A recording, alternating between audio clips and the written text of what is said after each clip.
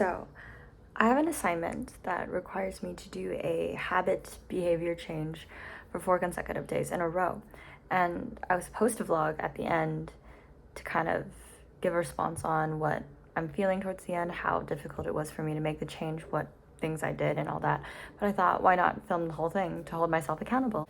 I chose reading because it's fall. I also think that it's high time to reread The Hobbit, which is what I do every fall. So, let's do this.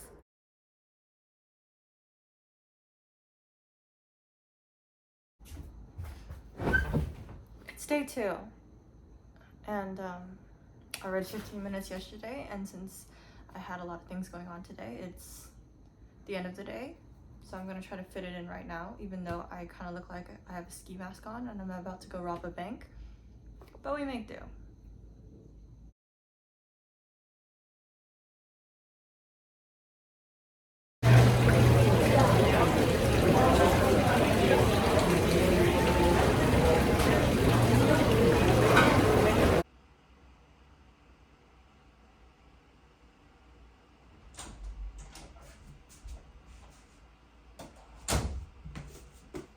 It's day 4.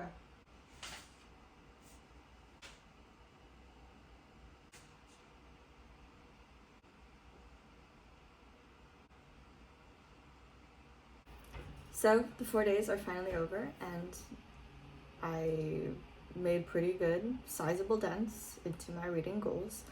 I chose to do reading because I really liked reading when I was little, but then after school got more busy, I stopped having time to read every single day, so I wanted to make it a goal and a point to read at least 15 minutes every day, and so I could just make headway on my long to-be-read list.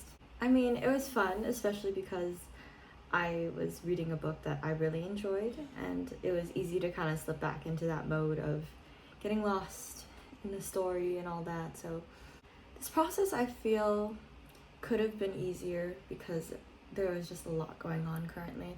Midterm season for one, and just doing random, everyday activities and errands. It just made things a little difficult to fit reading into for a good chunk of time. So bringing the book along with me on day 3, or just finding time for it at the end of the day, like on day 2, was really helpful for me in just determining what times I could read and what times I couldn't.